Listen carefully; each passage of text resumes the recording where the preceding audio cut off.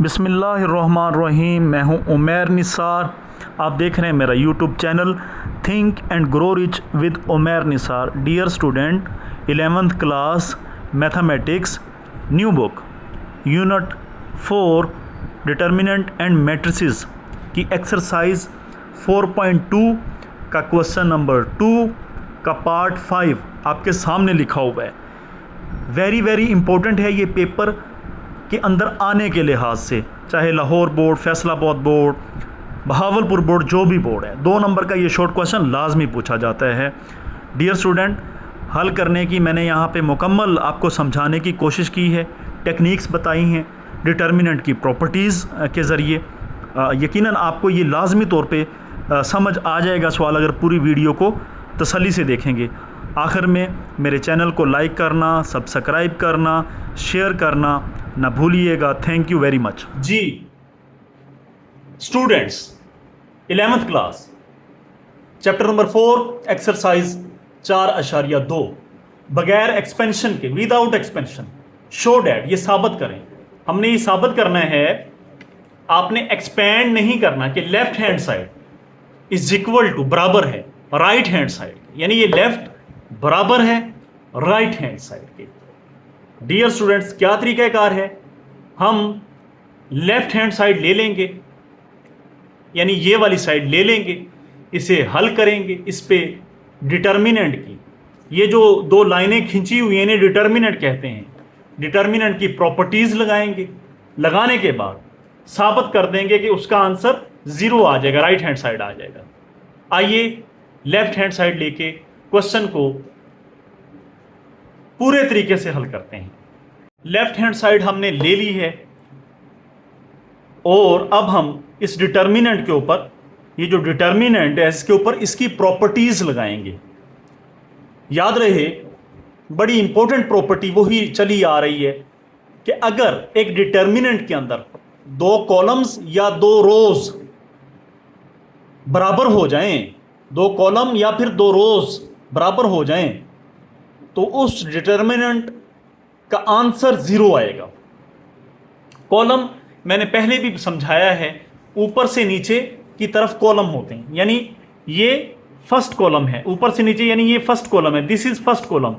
Just for the sake of your understandings, आपको समझाने की खातिर, महज इसलिए मैं यहां पे इसे C1 का नाम दूंगा।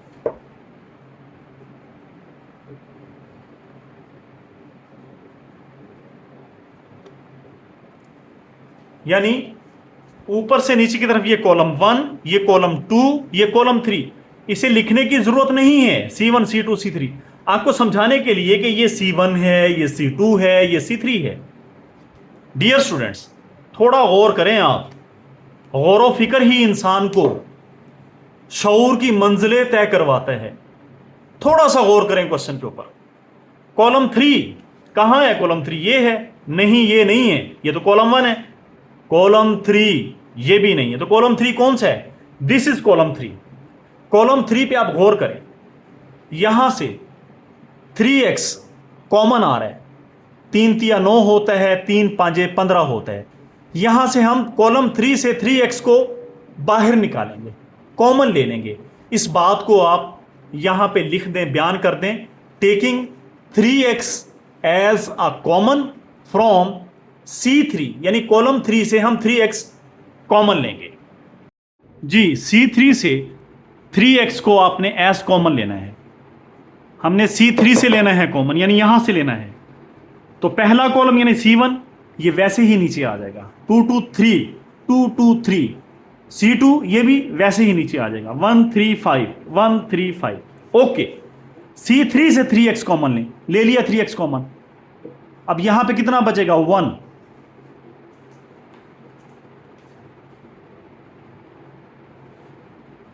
यहां पे कितना बचेगा? 3 एंड हेयर 5। डियर स्टूडेंट्स, अब 3x को दोबारा ज़रब दे के देखें। 3x जब 1 से ज़रब खाएगा वही 3x बन जाएगा। 3x 3 से ज़रब खाएगा वही 9x। 3x जब 5 से ज़रब खाएगा 15x। आप चेक कर सकते हैं अच्छा, इन्हें लिखने की ज़रूरत नहीं है C1, ये मैंने आपको समझाने की खातिर यहाँ पे अब बना के दिखाया है आपको। अब आप चेक कर सकते हैं, this is column number 2, this is column number 3।